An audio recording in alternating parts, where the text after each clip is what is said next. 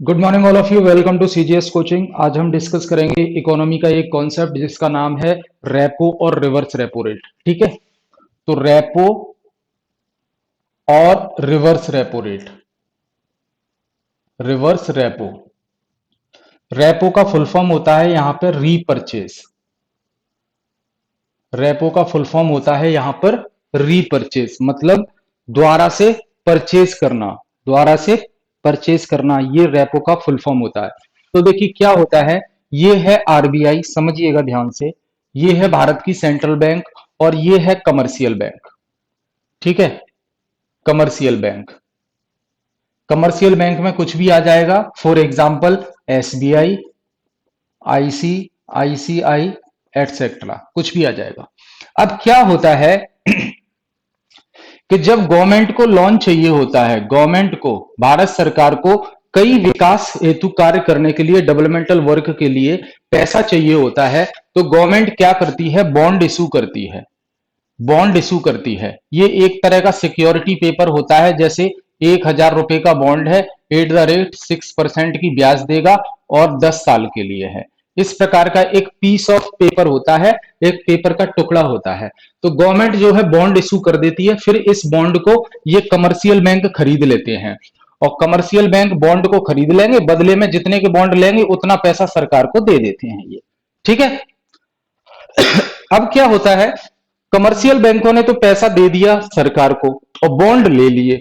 अब कमर्शियल बैंकों को अगर किसी समय बहुत सारे पैसे की जरूरत पड़ गई, मार्केट में अगर लोन की डिमांड है, लोग बाग चक्कर काट रहे हैं कमर्शियल बैंक के ऑफिस में कि हमें लोन दे दीजिए, लोन दे दीजिए, तो कमर्शियल बैंक के पास तो पैसे की कमी पड़ गई, क्योंकि कमर्शियल बैंक ने पैसा गवर्नमेंट को दे दिया है और गवर्नमेंट फ्लाईओवर बना रही है, रोड बना रही है, आईआईटीज बना रही है, एम्स बना रही है, हॉस्पिटल्स बना रही है, योजनाओं में खर्च कर रही है, गरीब कल्याण योजनाओं में खर्च कर रही है, शिक्षा में खर्च कर रही है। तो कमर्शियल बैंक को पैसे की जरूरत पड़ेगी। अब कमर्शियल बैंक के पास पैसा तो कम है, क्योंकि कमर्शियल बैंक ने गवर्नमेंट को पैसा दे दिया है और कमर्शियल बैंक के पास सिर्फ बॉन्ड है गवर्नमेंट के।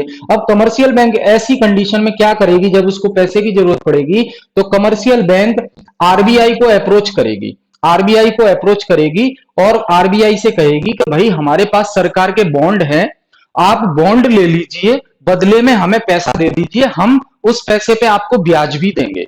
ठीक है, तो आरबीआई क्या करेगी, ठीक है गवर्नमेंट के बॉन्ड है, पैसा कहीं जाएगा नहीं, तो कमर्शियल बैंक जो है बॉन्ड ट्रांसफर कर देंगे, बॉन्ड ट्रांसफर कर देंगे आरबीआई को, और आरबीआई जो है लिक्विडिटी यानी कि पैसा दे देगी कमर्शियल बैंक को। ठीक है, तो अब भैया रेपो रिवर्स रेपो में ये चीज क्यों डिस्कस की, तो देखिए रेपो रेट हम समझते हैं, रेपो रेट क्या होती है। रेपो रेट यह वह दर होती है, वह रेट होती है जिस पर आरबीआई आरबीआई कमर्शियल बैंक को पैसा देता है। आरबीआई ने कमर्शियल बैंक को पैसा दिया, देखिए यहां पे आरबीआई ने कमर्शियल बैंक को पैसा दिया और सिक्योरिटी के तौर पर बॉन्ड रख लिए कमर्शियल बैंक के। तो जो आरबीआई ने पैसा दिया है कमर्शियल बैंक को, उस पर आरबीआई ब्याज भी चार्ज करेगी। तो जो ब्याज दर होगी उसे ही तो रेपो रेट कहते हैं। तो रेपो रेट के संदर्भ में एक लाइन आप याद रखिए, injection of money in the market. Injection of money in the market, ये है रेपो रेट का मतलब इंजेक्शन मतलब मार्केट में मनी डालना, मार्केट में मनी डालना। अगर आरबीआई कमर्शियल बैंक को पैसा दे देती है तो कमर्शियल बैंक उस पैसे को रखकर तो नहीं बैठेंगे ना, कमर्शियल बैंक उसी पैसे को आगे लोन में डिस्ट्रीब्यूट करेंगे लोगों को और उस पर परसेंटेज ऑफ इंटरेस्ट कमाएंगे। ठीक है, इंटरेस्ट कमाएंगे, क्योंकि भैया कमर्शियल बैंक को, आरबीआई को भी तो इंटरेस्ट देना है ना, आरबीआई से जो पैसा लिया है बॉन्ड रखकर, तो उस पैसे को मार्केट में डिस्ट्रीब्यूट करेंगे, बांटेंगे और उस पर पैसा कमाएंगे। ठीक है, तो ये देखिए इस तरह से मार्केट में पैसा जाएगा। तो रेपो रेट का मतलब होता है injection of money in the market, market में पैसा डालना।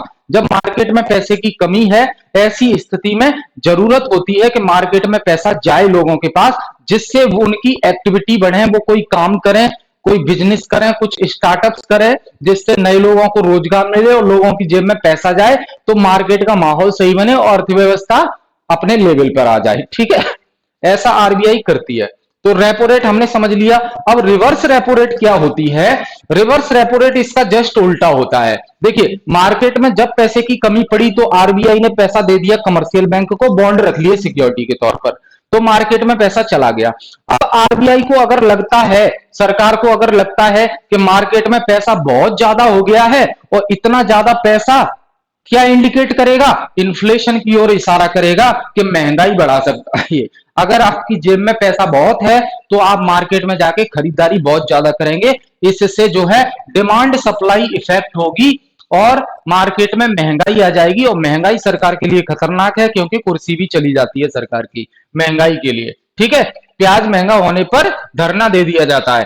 तो देखिए, अब रिवर्स रेपो रेट में क्या करेगी आरबीआई? आरबीआई ने जो बॉन्ड कमर्शियल बैंक से लेकर कमर्शियल बैंक को पैसा दिया था, अब आरबीआई क्या करेगी? आरबीआई कमर्शियल बैंक से कहेगी, भैया हमें उधार पैसा चाहिए आपसे, बोरो मनी, उधार पैसा चाहिए आपसे। अब आरबीआई उधार लेगी कमर्शियल बैंक से, तो आरबीआई कहेगी हमें इतना पैसा दे दो और आप अपने बॉन्ड ले लो। ठीक है, तो क्या हुआ? आरबीआई ने कमर्शियल बैंक से पैसा ले लिया। अब कमर्शियल बैंक से पैसा ले लिया तो कमर्शियल बैंक के पास पैसे की आ गई कमी, और कमर्शियल बैंक के पास पैसे की अगर कमी आ गई तो कमर्शियल बैंक आगे लोन कम बांटेंगे, तो मार्केट में पैसा कम जाएगा, यानी मार्केट में स्टेबिलिटी आएगी। लोगों के पास जो ज्यादा पैसा था अब उसमें कमी आएगी, पैसे में कमी आएगी, तो इन्फ्लेशन बढ़ने का डर जो है वो कम हो जाएगा। ठीक है, तो रिवर्स रेपो रेट वही होता है इसका उल्टा। रिवर्स रेपो रेट ये होता है आपका, जैसे रेपो रेट है injection of money in the market, market में पैसा डालना, और रिवर्स रेपो रेट है मार्केट से पैसा निकालना। तो absorption of money from the market. Objection का मतलब होता है सोखना, मार्केट से पैसा खींचना। ठीक है, मार्केट से पैसा कब खींचा जाएगा? कौन सी सिचुएशन में? जब पैसा ज्यादा हो जाता है। और मार्केट में पैसा डाला कब जाता है? जब मार्केट में पैसे की कमी आ जाती है। ठीक है, तो अब देखिए, आरबीआई ने कमर्शियल बैंक से उधार लिया है पैसा, तो आरबीआई भी ब्याज देगी कमर्शियल बैंक को। भाई, जब कमर्शियल बैंक ने आरबीआई से पैसा उधार लिया था तो कमर्शियल बैंक आरबीआई को ब्याज चुका रहे थे उस पर। अब आरबीआई उधार ले रहा है कमर्शियल बैंक से, तो आरबीआई ब्याज चुकाएगा कमर्शियल बैंक को। तो आरबीआई ने जो पैसा उधार लिया है उस पर आरबीआई इंटरेस्ट पे करेगा कमर्शियल बैंक को, तो वो इंटरेस्ट रेट ही तो रिवर्स रेपो रेट कहलाती है। और ये जो रेट है वो हर 3 महीने में बदली जा सकती है। आरबीआई के द्वारा मॉनेटरी पॉलिसी कमेटी की बैठक होती है, हर 3 महीने में बदली जा सकती है, इसलिए ये फिक्स नहीं होती हैं। मार्केट की सिचुएशन को देखकर इनमें बदलाव पॉसिबल है आरबीआई के द्वारा। ठीक है, तो आई होप रेपो और रिवर्स रेपो का कॉन्सेप्ट आपका क्लियर हो गया होगा, और इसी उम्मीद के साथ मैं इसे लेक्चर को फिनिश करता हूं। मिलते हैं अगले लेक्चर में कुछ और इंटरेस्टिंग टॉपिक के साथ। Thank you very